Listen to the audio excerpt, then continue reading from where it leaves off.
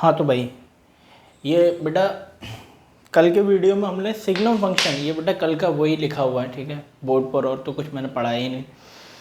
तो कल के वीडियो में हमने सिग्नम फंक्शन के बारे में देख लिया था, तो उसका तो रिकैप आपको पता ही है कि सिग्नम फंक्शन में किस तरीके से होता है कि सिग्नम फंक्शन इस तरीके से काम करता है कि जो भी इनपुट देते हो उसी के मॉडुलस से डिवाइड वगैरह दे देगा। ये इस नेचर को शो करता है किस केस में, जब x 0 नहीं है, और 0 रखने पर तो डायरेक्टली 0 ही देता है। तो ग्राफ आपका कुछ इस तरीके से बनता है। डोमेन ये होती है, डोमेन तो ऑल द रियल नंबर होगी बेटा, क्योंकि पीसवाइज फंक्शन है। रेंज बस होती है -1, 0 और 1, मतलब 3 इंटीजर रेंज में आते हैं केवल। तो मैनी वन फंक्शन है क्योंकि बहुत सारी ऐसी वैल्यूज़ हैं जिनके लिए एक ही वैल्यू जनरेट कर रहा है। इनटू फंक्शन है क्योंकि लिमिटेड रेंज है, तो कोडोमेन क्या होगी, -∞ से +∞ for the all the functions that has been given. If a prescribed codomain has not given in a question, you have to understand the codomain of a function belongs to the real number. Have you understood? तो ये simple सी बातचीत हम लोगों ने piecewise function में की थी। तो बेटा greatest integer function, modulus function, signum function, ये हम डिस्कस कर चुके हैं। फ्रैक्शनल पार्ट फंक्शन, अच्छा इसमें एक फंक्शन और होता है जिसको लीस्ट इंटीजर फंक्शन भी बोलते हैं। तो जैसे मान लो इस तरीके से दिखाते हैं उसको, लेकिन ज़्यादातर केसेस में मैंने देखा नहीं है कि वो आता है। लीस्ट इंटीजर फंक्शन में क्या होता है, ग्रेटेस्ट इंटीजर का जस्ट रिवर्स प्रोसेस इसमें फॉलो होता है। तो ग्रेटेस्ट इंटीजर में क्या प्रोसेस फॉलो होता था कि जो भी नंबर आप उसमें रखते हो उसके पीछे के सारे इंटीजर्स की लिस्ट बनाता था, और उस लिस्ट में सबसे हाईएस्ट मैग्नीट्यूड का जो नंबर है उसे आउटपुट में दे देता था। यहाँ जस्ट उल्टा होगा। लीस्ट इंटीजर फंक्शन का क्या फंडा है कि जिस नंबर को आप इसमें पेनिट्रेट कराओगे, इनपुट में रखोगे, उससे आगे के सारे इंटीजर्स की लिस्ट बनाएगा। यानी कि आपने कोई भी नंबर रखा, उससे आगे के जो भी इंटीजर्स हैं उनकी लिस्ट बनाएगा, और उस लिस्ट में सबसे लोएस्ट मैग्नीट्यूड का जो नंबर है उसे आउटपुट में देगा। जैसे मान लो मैं लीस्ट इंटीजर फंक्शन में, यही समझना, लीस्ट इंटीजर फंक्शन में अगर मैं 4.5 रख दूँ बेटा, तो होगा क्या ना, इसका नेचर थोड़ा सा चेंज हो जाता है। तो 4.5 से आगे के इंटीजर्स क्या होंगे, 5, 6, 7, 8, 9, 10, इस तरीके से चलता चला जाएगा। तो इसमें सबसे लोएस्ट मैग्नीट्यूड का जो इंटीजर है, सॉरी देखो ग्रेटेस्ट इंटीजर फंक्शन में सबसे हाईएस्ट मैग्नीट्यूड का इंटीजर चूज करते थे, जबकि यहाँ सबसे लोएस्ट का। तो तुम सोचो जब 4.5, तो 4.5 से अगला इंटीजर आएगा 5, फिर 6, फिर 7, तो ये हो गया सबसे लोएस्ट मैग्नीट्यूड। तो इसका लीस्ट इंटीजर फंक्शन कितना आएगा, सॉल्व होने पर 5 आएगा। तो मतलब इसका बहुत ज़्यादा उससे अलग नहीं है, सिंपल ही है। इसकी डोमेन भी क्या होती है, इंटीजर्स होती है। लीस्ट इंटीजर फंक्शन के लिए भी डोमेन क्या होती है, इंटीजर, जैसे कि आपकी ग्रेटेस्ट इंटीजर फंक्शन के लिए होती है। बस प्रोसेस थोड़ा सा अलग हो जाता है। डोमेन इसकी क्या होगी, -∞ से +∞, रेंज होती है इंटीजर्स, ठीक है। तो बाकी के जो पीसवाइज सारे फंक्शन डिस्कस हो गए, modulus, greatest integer, least integer, fractional part, signum function, सबके ग्राफ, डोमेन और रेंज, ये हम डिस्कस कर चुके हैं। तो आगे चलते हैं ट्रांजिटिव फंक्शन के ऊपर, मतलब क्लासिफिकेशन ऑफ फंक्शन ही चल रहा है अभी, ठीक है। तो ट्रांजिशन फंक्शन देखो,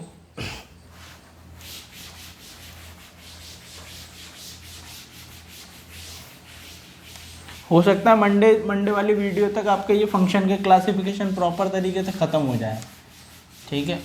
फिर उसके बाद में हम अपनी डोमेन वगैरह निकालने की जर्नी की शुरुआत कर लेंगे, ठीक है।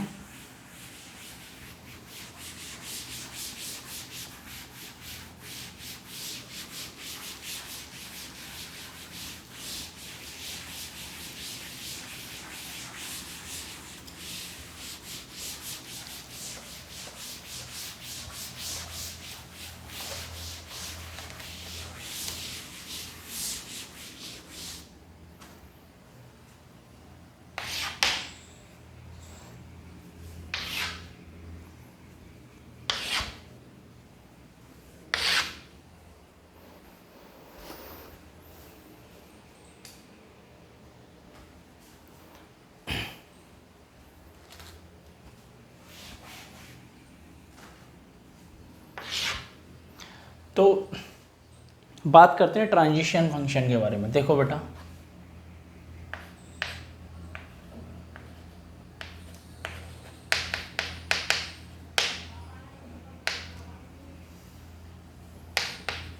ट्रांजिटिव फंक्शन या ट्रांजिशन फंक्शन बोल सकते हैं इसको, ट्रांजिशन फंक्शन, ट्रांजिटिव फंक्शन भी बोला जाता है। तो ट्रांजिशन फंक्शन, ट्रांजिटिव फंक्शन में क्या क्या क्या फंक्शंस आते हैं आपके, trigonometric function, inverse trigonometric function, logarithmic function, exponent function और ज्योमेट्रिकल कर्व्स। तो सबसे पहले इसमें हम ट्रांजिशन फंक्शन में क्या ले लेते हैं, ट्रिग्नोमेट्रिक फंक्शन ही ले लो आप इसमें। तो जब आप इसमें ट्रिग्नोमेट्रिक फंक्शन लोगे, ट्रिग्नोमेट्रिक फंक्शन, ठीक है, ट्रिग्नोमेट्रिक फंक्शन ये हम ले लेते हैं। तो ट्रिग्नोमेट्रिक फंक्शन में आपको पता है, देखो स्पेसिफिकली 6 पार्ट्स में ट्रिग्नोमेट्रिक फंक्शन है होते हैं, साइन, कॉस, टेन, कॉट, सेक, कोसेक। तो उनमें हम लोगों को तीन चीज़ें हमको देख के चल रहे हैं। हम तो एक तो डोमेन देखेंगे फंक्शन की, एक देखेंगे कि बेटा उसकी रेंज क्या है फंक्शन की, मतलब वाई एक्सिस पे कितना रीजन कवर कर रहा है, और ग्राफ ऑफ अ फंक्शन। तो सबसे पहला सबसे सिंपल फंक्शन ही उठा लो आप इसको। 11th में अगर थोड़ा बहुत पढ़ा है आपने तो आपको पता होगा y बराबर साइन एक्स। इसकी बात की जाए y बराबर साइन एक्स, तो ये फंक्शन है जो कि ट्रिग्नोमेट्रिक सबसे पहला फंक्शन है। तो इसमें x की वैल्यूज़ अगर आप देखो तो x की वैल्यू जब हम इसमें 0 रखते हैं तो y कितना आता है बेटा, 0, आपने पढ़ा है ये। x की वैल्यू अगर हम इसमें π/2 मतलब 90 रखते हैं तो y क्या होता है, अपनी मैक्सिमम वैल्यू 1 देता है, मतलब साइन अपनी मैक्सिमम वैल्यू देता है। x की वैल्यू जब हम इसमें -π/2 रखते हैं तो बेटा ये कितना देता है, अपनी मिनिमम वैल्यू -1 देता है। x की वैल्यू जब हम इसमें पाई रखते हैं तो y क्या होता है, 0 हो जाता है, ठीक है। y क्या देगा, 0, आउटपुट 0 आएगा। x की वैल्यू -π पर कितना देता है, y बराबर 0 देता है। तो मतलब एक बेसिक स्ट्रक्चर आपने देख लिया स्टैंडर्ड वैल्यूज़ के करस्पॉन्डिंग। तो स्टैंडर्ड वैल्यूज़ के करस्पॉन्डिंग जब आपने बेसिक स्ट्रक्चर देखा तो ग्राफ समझने की कोशिश करना। ये मान लो कि ये कार्टेशियन प्लेन है आपका, ठीक है, जिसमें ये एक्स एक्सिस हो गई बेटा और ये वाई एक्सिस हो गई, ठीक है। तो कार्टेशियन प्लेन पर जो ट्रिग्नोमेट्रिक फंक्शन है इसमें पॉइंट्स को देखो ध्यान से तो आपको समझ में आएगा। 0 पर 0, π/2 पर 1, -π/2 पर -1, पाई पर फिर 0, फिर -π पर फिर 0। तो जैसे पॉइंट्स की अगर बात करें तो एक पॉइंट तो ये हो गया 0 पर 0 दे रहा है। यहाँ पर मान लेते हैं कोई पॉइंट है π/2 पे हाइट कितनी आ रही है ग्राफ की, 1, ठीक है। फिर आप पाई पर गए, पाई पर फिर क्या हो गया, ये 0 हो गया फिर दोबारा से। ये पॉइंट्स को मार्क कर रहे हैं हम जिससे ग्राफ बना पाएँ। इसी तरीके से जब आप -π/2 पर जाते हो तो -π/2 भी ये कितना कहाँ चला जाता है, -1 पर, ये पॉइंट है -π/2, और फिर पाई पर फिर दोबारा से ये कितना हो जाता है, 0। तो कर्वेचर वाइज इन पॉइंट्स को मिलाओगे अगर आप तो आपको समझने में दिक्कत नहीं होगी कि ये ग्राफ आपका कुछ इस तरीके से बनेगा।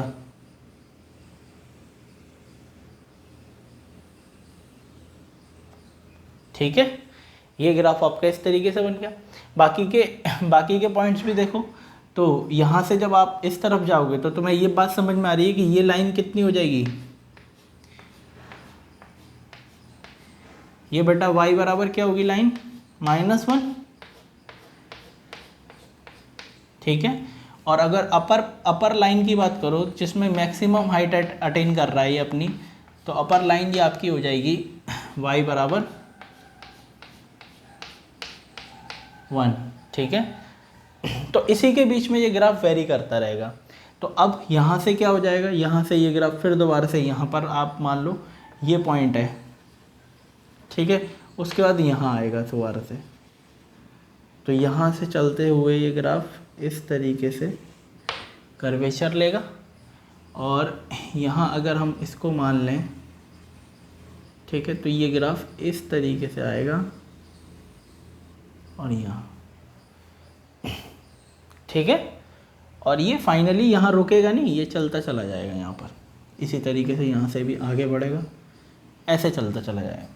तो ये बस इतना ही है। अब पैटर्न आपका आगे वैसे ही पीछे रिपीट होगा, वैसे ही आगे रिपीट होगा, और इंटरवल्स वगैरह सब पता ही है आपको, तो मार्क कर लेते हैं ना। तो मार्क करो इसको, देखो कलर चौक के थ्रू इसमें इंडिकेट करा देते हैं। तो देखो 0 पर तो 0 दे रहा है बेटा, ये पॉइंट क्या हो गया π/2, तो π/2 पर 1 हाइट पर है ये, ठीक है 1, y बराबर 1 लाइन है ना, ये इसको क्या लिख सकते हो, ये y बराबर 1 लाइन है, और ये लाइन है y बराबर -1, ठीक है। तो 0 π/2 पाई 3 π/2 2 पाई, कुछ इस तरीके से आया ये, और यहाँ आएगा -π/2 -पाई, ये आएगा -3 π/2 और -2 पाई, ये ठीक है। तो ये π/2 पर आपको कितनी हाइट मिल रही है, इसकी हाइट आप देख सकते हो यहाँ पर कितनी हाइट मिल रही है बेटा, 1 हाइट पर है, और -π/2 पर कितनी हाइट पर है, -1 हाइट पर है। -3 π/2 पर किस पर है, 1 हाइट पर, और +3 π/2 पर है ये -1 हाइट पर, ठीक है। तो इस तरीके से ये फंक्शन का ग्राफ बनता है, और यहाँ पर ये रुकेगा नहीं ग्राफ, ये आगे रिपीट करता चला जाएगा, ऐसे ही एरो का निशान ये बता रहा है, और ये ऐसे ही पीछे रिपीट करता चला जाएगा। तो अब कर्व आपके पास में बनकर रेडी हो गया, किन वैल्यूज़ की हेल्प से, इन वैल्यूज़ की हेल्प से कर्व बन गया। अब कर्व बनने के बाद में आपको क्या करना है, बस ये देखना है वाई एक्सिस पे कितना रीजन कवर हो रहा है और एक्स एक्सिस पे कितना रीजन कवर हो रहा है। तो तुम सोचो एक्स एक्सिस पर तो ये एक्सपेंड करता ही चला जा रहा है, एक्स एक्सिस को तो पूरा ही कवर करेगा ना। तो डोमेन इस फंक्शन की क्या दिख रही है हमको, कि डोमेन हो जाएगा -∞ से लेकर +∞, ठीक है, -∞ से +∞ डोमेन होगा। अच्छा, रेंज की अगर बात की जाए इस फंक्शन के लिए, तो रेंज आपको पता है -1 से 1 होता है इसका, ठीक है। तुम सोचो वाई एक्सिस पे जो ग्राफ कवर कर रहा है, जो रीजन कवर कर रहा है, वो यही तो रीजन है बेटा,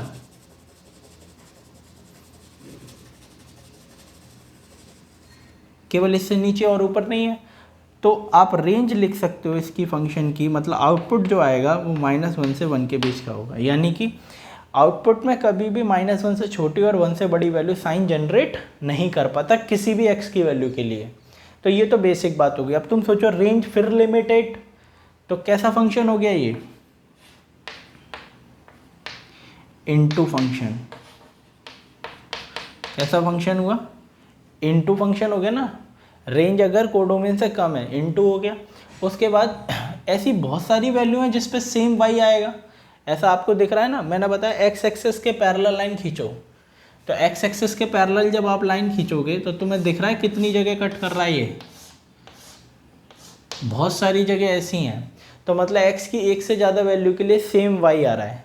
तो कैसा फंक्शन हो गया, many input connected with the same output, तो मैनी वन फंक्शन की कैटेगरी में भी चला जाएगा ये।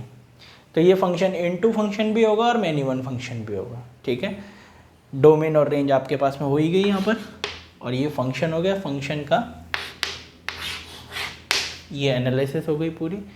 बेटा ये पीरियोडिक भी होता है, पीरियोडिक फंक्शन में आपको मैं बता दूं, देखो 0 से 2 पाई के बीच में ग्राफ ऐसे ही रिपीट होगा, मतलब एक रीजन होता है जो आगे रिपीट होगा वही ग्राफ वैसे ही पीछे रिपीट होता है। तो अगर पीरियड की बात की जाए, इसमें पीरियडिक फंक्शन अभी पढ़ाया नहीं है, लेकिन समझ लो कि ट्रिग्नोमेट्रिक सारे फंक्शन पीरियडिक होते हैं। पीरियडिक का मतलब जो फंक्शन अपना नेचर वैसा ही रिपीट करने लग जाए बार बार। तो तुम सोचो 0 से π/2 का जो रीजन है वही आगे और वही पीछे शिफ्ट कराते चले जाओ, पूरा ग्राफ बन जाएगा। तो 0 से π/2 ही इसकी क्या मानी जाती है, पीरियड माना जाता है। तो देखो ये स्क्रैच जो कर रहा हूँ मैं रीजन, ये रीजन जो है, ये रीजन यहाँ से लेके यहाँ तक का, ये इसका कहलाता है, ये कहलाएगा बेटा पीरियड ऑफ अ साइन। तो पीरियड को t से रिप्रेजेंट करते हैं, ठीक है। तो पीरियड होगा इसका 2 पाई।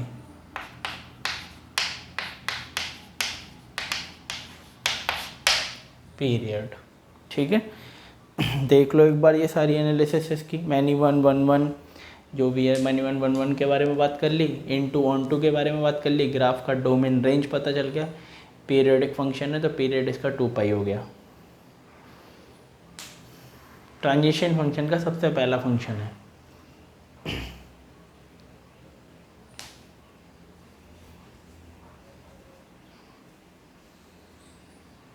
और भी बेटा बहुत सारी चीज़ें होती हैं कि जैसे कि इंटीजर्स ऑफ पाई पर साइन क्या देता है, हमेशा 0 देता है। तो ये सब चीज़ें मतलब जानकारी के लिए हैं कि integers of pi sine n pi क्या होता है, हमेशा 0। वेयर एन बिलोंग्स टू क्या,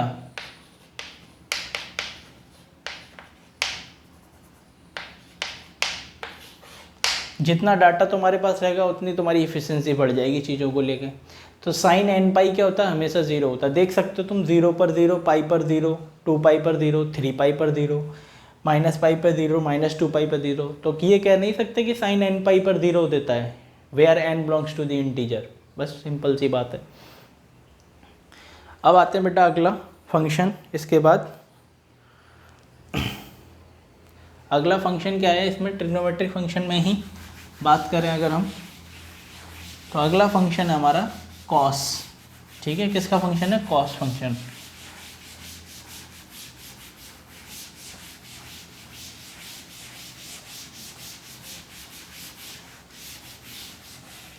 देखो कॉस का फंक्शन क्या होता है, जैसे कि y इक्वल्स टू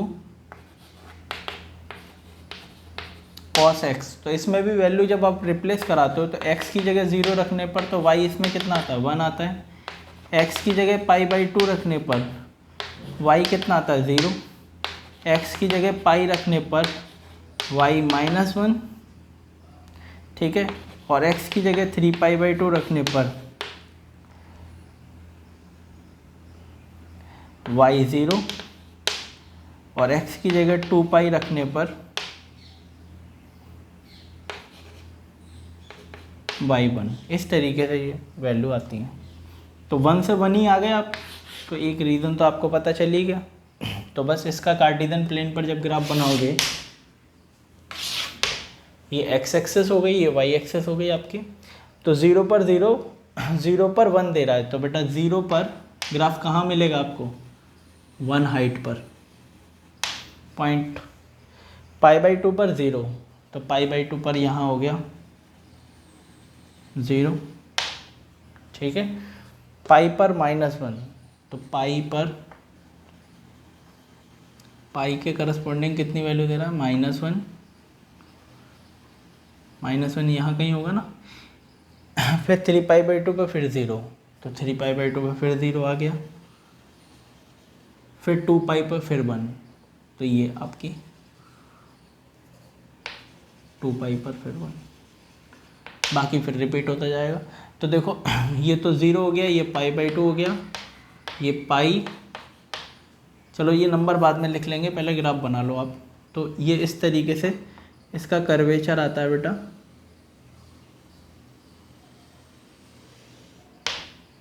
ठीक है, इस तरीके से ये ग्राफ बनेगा आपका।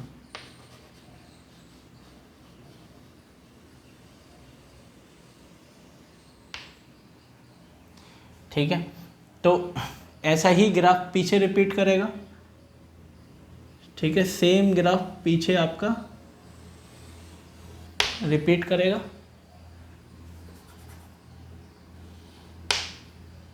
ठीक है, और रिपीट करने के बाद में ये इस तरीके से टर्न लेना शुरू कर देगा यहाँ से। ठीक है, ऐसा टर्न लेगा। तो मैक्सिमम हाइट की अगर बात करें हम, तो ये तो इसकी मैक्सिमम हाइट हो जाएगी, जो कि 1 ही दिख रही है हमें।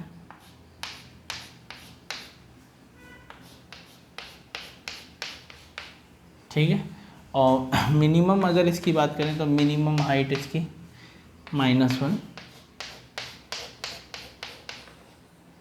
दिख रही है। ठीक है, तो बस ये पॉइंट्स को मार्क कर लो आप। तो पॉइंट्स को जब मार्क करोगे तो आपको समझ में आ रहा है, ये तो 0 हो गया, ये π/2, 0 π/2 पाई, 3π/2, और इसको आगे बढ़ाते हैं अगर, तो ये 2 पाई हो गया।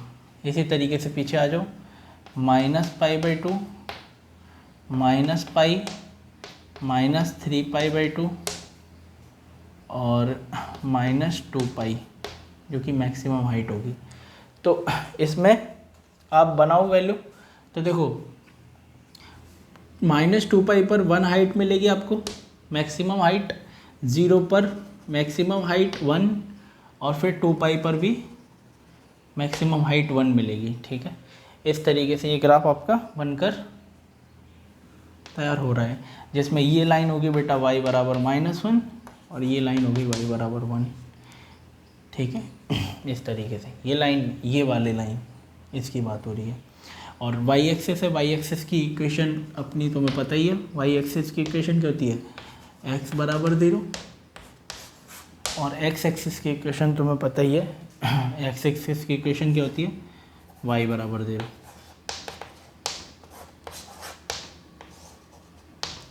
ठीक है, ये इक्वेशन है इस लाइन की। इस तरीके से चल रहा है मामला। तो बस ग्राफ आपके पास में बन के रेडी है। ग्राफ बन चुका है बेटा, तो इसमें अब डोमेन रेंज पता करनी है। तो डोमेन तुम खुद देख सकते हो, -∞ से +∞। ग्राफ रोकेगा ही नहीं यहाँ पर, तो डोमेन तो हो जाएगा इसका, domain belongs to all the real number -∞ से +∞, और रेंज बिल्कुल सेम आएगा, -1 से लेके 1। ठीक है, बाकी आप देख सकते हो कि अगर आप x एक्सिस के पैरेलल लाइन खींचोगे तो बहुत सारे पॉइंट पर कट करेगा। तो कैसा फंक्शन हो गया, many input connected with the same output, तो मैनी वन फंक्शन हो गया। ठीक है, मैनी वन फंक्शन।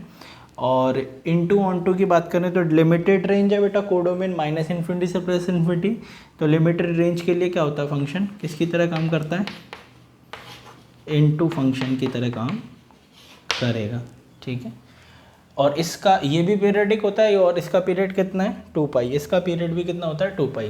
तो देखो यहाँ से लेके, क्योंकि वैल्यू को 2 पाई के बाद में फिर रिपीट करना शुरू करता है। तुम सोचो 0 पर कितनी वैल्यू थी, 1, और फिर 2 पाई पर जाकर 1। तो ये रीज़न हो गया जहाँ पर ये अपनी वैल्यूज़ को फिर दोबारा ग्राफ वैसे ही चलना शुरू हो जाएगा इसके बाद। ये समझ लो बस। तो यहाँ से लेके ये, ठीक है ना, यहाँ से लेके यहाँ तक का जो रीज़न है, ये आपका इसके पीरियड को इंडिकेट करेगा। तो t इसके अगर पीरियड की बात करें तो इसका पीरियड कितना हो जाएगा, 2 पाई। ठीक है, बाकी और भी चीज़ें समझ सकते हो, जैसे कि π/2 पे कितना दे रहा है, 0, 3π/2 पे कितना दे रहा है, 0, और -π/2 पर 0, -3π/2 पर 0, यानी कि ऑड मल्टीपल ऑफ π/2 पर यह क्या देता है, हमेशा 0 देता है कॉस। तो देख लेना यहाँ पर कॉस में अगर 2n + 1 π/2 है तो ये हमेशा 0 आएगा, यानी कि कॉस ऑड मल्टीपल ऑफ π/2 क्या देता है, हमेशा 0, where n belongs to integer. ठीक है, देख लो ये पूरी कहानी, और एक एक चीज़ को मैंने इसीलिए बता दिया आपको, कोई कन्फ्यूज़न नहीं होना चाहिए इसमें वैसे।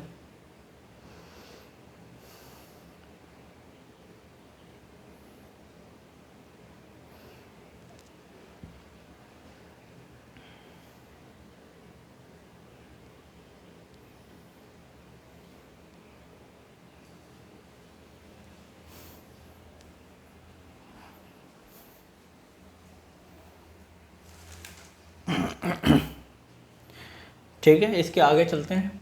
अगला फंक्शन tan। तो tan के फंक्शन के लिए समझना इस बात को कि tan का, अब ये दो फंक्शन बना लिए ना आपने, ये फंडामेंटल कर्व्स मान लो आप इन्हें। क्या मान लो आप इसको, फंडामेंटल कर्व्स। अगर ये दोनों बन जाते हैं तो बाकी के तो जितने फंक्शंस हैं वो कहीं ना कहीं इनके फर्दर मैनिफेस्टेशन है। जैसे कि tan की बात की जाए तो tan क्या होता है बेटा, साइन अपॉन कॉस। जहाँ साइन का ग्राफ आपको पता है, कॉस का ग्राफ पता है, तो tan का बनाना है बस। तो देखो बनाने का यही तरीका है थोड़ा सा, कि आप क्या करो, tan x का ग्राफ अगर बनाना चाह रहे हो तो आप 10 को बाइफोरकेट कर दो दो पार्ट्स में, न्यूमरेटर और डिनोमिनेटर, इस तरीके से कि sine x upon cos x. अब तुम्हारे दिमाग में यहाँ पर तुरंत आना चाहिए कि 10x हर वैल्यू एक्सेप्ट नहीं करेगा।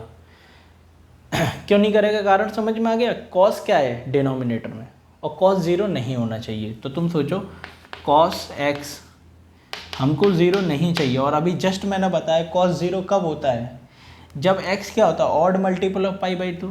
तो x की जो वैल्यू है वो नहीं होनी चाहिए 2n+1 पाई बाई 2, बाकी कोई भी वैल्यू एक्सेप्टेबल है। यानी ऑल द इस फंक्शन की 10 की डोमेन तो आपको सीधे सीधे पता चल रही है कि डोमेन इसकी होगी belongs to real number except, क्या हटा दो बेटा, ये हटा दो 2n+1 पाई बाई 2, ये हटा दो। माइनस इन्फिनिटी से प्लस इन्फिनिटी से odd multiple of pi by 2 हटा दो मतलब, तो वो जो आएगा वो 10 की डोमेन हो जाएगी, क्योंकि 10 को इन नंबर्स में प्रॉब्लम है, क्योंकि कॉस 0 होता है यहाँ पर, और फाइनाइट अपॉन 0 अनडिफाइंड हो जाता है चीज़ें, ठीक है। उसके बाद रेंज अभी हम देख लेंगे कर्व की, पहले डोमेन के बारे में देख लो बस एक बार, डोमेन ऑफ अ फंक्शन, ठीक है। बाकी ग्राफ की बात करते हैं तो साइन अपॉन कॉस के लिए वैल्यूज़ वाइज अगर आप देखोगे तो आपको जैसे पता है इसकी value 0, pi by 2, pi, 3 pi by 2, 2 पाई, इस तरीके से चलता है। इसी तरीके से वैल्यू इसमें रखना सारी वैल्यू। तो मैं बता देता हूँ, जैसे देख लो कि x की वैल्यू जब 0 रखोगे तो साइन 0 अपॉन कॉस 0, तो साइन ये y कितना हो जाएगा 10 का 0 हो गया। x की वैल्यू जब आप पाई बाई 2 रखोगे तो एग्जैक्ट पाई बाई 2 तो बेटा रख नहीं सकते आप, इसमें फंक्शन में ही नहीं है, तो आप क्या रखते हो टेंडिंग टू पाई बाई 2 रखोगे। ध्यान से समझना पाई बाई 2 क्यों नहीं रख सकते, क्योंकि odd multiple of pi by 2 है ना ये, और odd multiple of pi by 2 में प्रॉब्लम है, ये एक्सेप्ट नहीं करेगा क्योंकि कॉस 0 हो जाएगा। तो तुम ये मानो फाइनाइट अपॉन लगभग 0 क्या होता है, एक बहुत बड़ा नंबर आएगा। तो अगर इसको अगर टेंडिंग वैल्यू बोला जाए, एग्जैक्ट वैल्यू पाई बाई 2 पर तो ग्राफ अनडिफाइंड हो जाएगा, लेकिन अगर टेंडिंग वैल्यू बोला जाए तो ये लगभग इन्फिनिटी को अप्रोच कर रहा होगा, इस तरीके से मतलब चला जाता है इसमें। तो अभी ग्राफ के थ्रू समझाऊंगा तो और भी चीज़ समझ में आएंगी। बस आप ऐसा समझने की कोशिश करो कि इसका ग्राफ जो होता है वो थोड़ा सा ट्रिकी होता है, थोड़ा सा उसमें चीज़ें घूम जाती हैं, जिससे बच्चे को परेशानी होती है। तो देखना ध्यान से, सिंपल ग्राफ है वैसे। कार्टेशियन प्लेन पहले तो बेटा, ठीक है। कार्टेशियन प्लेन बनने के बाद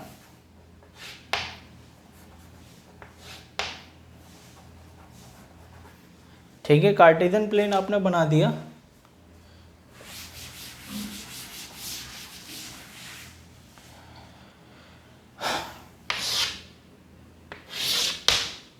ठीक है। कार्टेशियन प्लेन बनाने के बाद में आपको odd multiple of pi by 2 पर क्या लगाना है, डॉटेड लाइन ड्रॉ करनी है odd multiple of pi by 2 पर। तो देखो odd multiple of pi by 2 पर मैं डॉटेड लाइन ड्रॉ कर देता हूँ, एक लाइन तो ये होगी डॉटेड, ठीक है। दूसरी लाइन सिमेट्रिसिटी के हिसाब से dotted line minus pi by 2 पर ये होगी, ठीक है। तो बेटा ये पाई बाई 2, ये माइनस पाई बाई 2, ये पाई, ये 3 पाई बाई 2, तो यहाँ पर आएगी एक लाइन,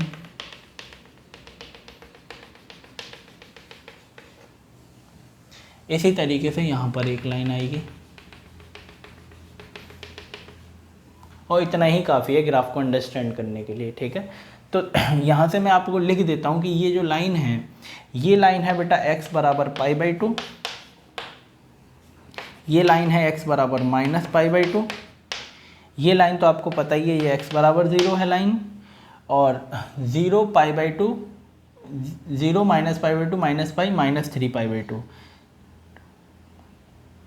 हाँ, तो x की वैल्यू मतलब x की ये जो लाइन है डॉटेड वाली माइनस 3 पाई बाई 2, और ये कितनी है x की 3 पाई बाई 2, ठीक है। वो नंबर अभी मैं प्लॉट कर दूंगा, अभी आप बस ग्राफ को समझो कि होता क्या है। जब आप 0 पर हो तो tan भी 0 पर होता है।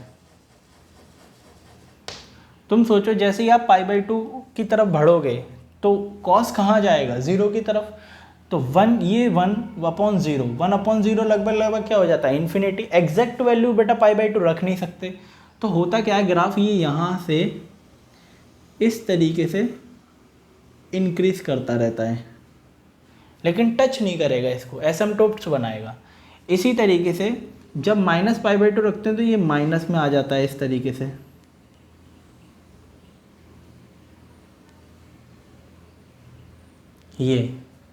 ये कर्व बनता है इसका, ठीक है।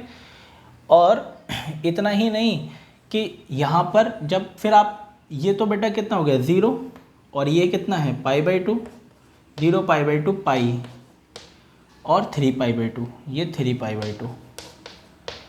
तो ये बन गया ग्राफ। उसके बाद में फिर दोबारा से क्या होता है, 3 π/2 पे फिर 0 होगा। तो ये जो ग्राफ बना ना, ये ध्यान से सुनना, -π/2 से लेके π/2 के बीच में जो ग्राफ बना वही ग्राफ आगे रिपीट हो जाता है। तो मतलब इसमें जो ग्राफ बनेगा वो कुछ इस तरीके का बनेगा।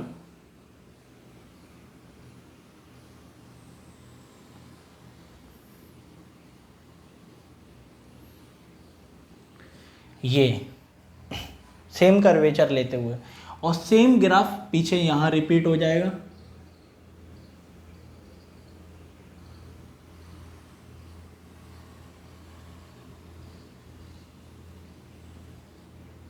ठीक है, ये बना बेटा। तो देखो एक सेकंड ध्यान से कि ये फंक्शन इस तरीके से ऊपर की तरफ चल रहा है, ठीक है, ये भी जा रहा है, इंक्रीजिंग है, और ये इस तरीके से चलेगा।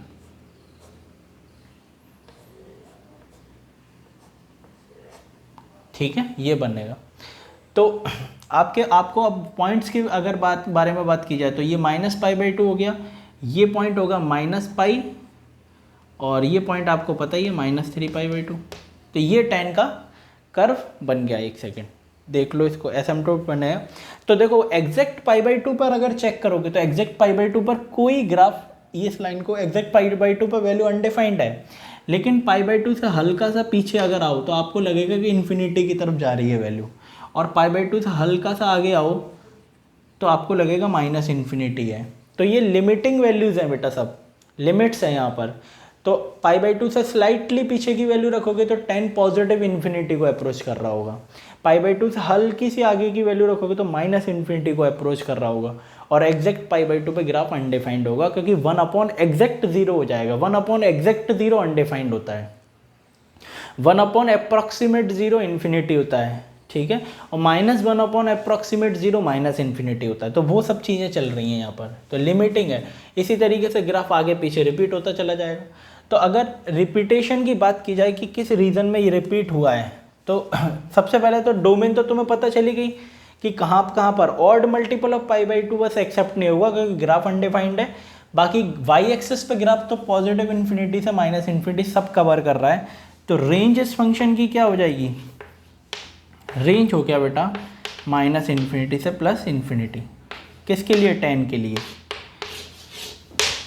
रेंज हो गया -∞ से +∞। अब तुम्हें पता है लिमिटेड रेंज नहीं है ये तो बेटा, मतलब माइनस सारे ही नंबर्स आ गए ना, तो कोडोमेन भी इसके बराबर होगी। तो ये फंक्शन हो जाएगा ऑन टू, बाकी के सब क्या थे पिछले इनटू, तो ये हो गया ऑन टू फंक्शन। क्योंकि इसके केस में क्या है, रेंज जो है फंक्शन की वो बिल्कुल बराबर है किसके, कोडोमेन।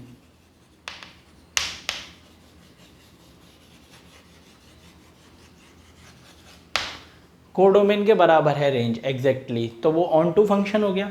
बाकी आप सोचो एक्स एक्सेस के पैरेलल लाइन खींच के देख लो, एक से ज़्यादा बार ग्राफ, ये यहाँ पर देखो एक बार कट किया, दूसरी बार कट किया, यहाँ तीसरी बार। तो बेटा देखो ऐसे ही यहाँ पर देखो एक्स एक्सेस के पैरेलल लाइन खींचने पर बहुत जगह ऐसी हैं जहाँ पर कट कर रहा हो, वैसे भी पीरियोडिक फंक्शन है। तो ये कैसा हो जाएगा, मैनी वन, यानी कि ये एक मैनी वन फंक्शन है। ठीक है, मैं यहीं लिख देता हूँ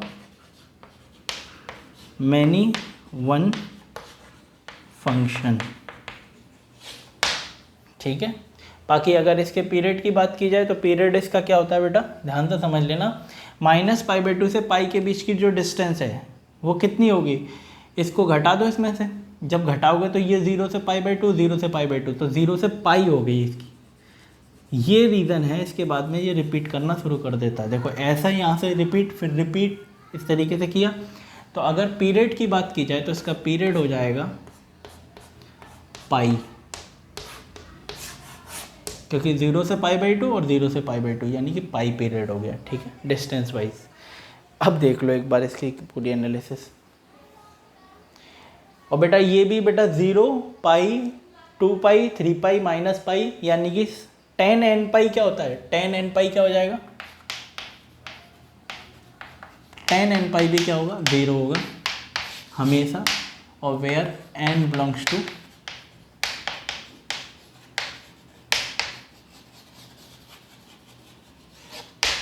इंटीजर, ठीक है। देख लो एक बार।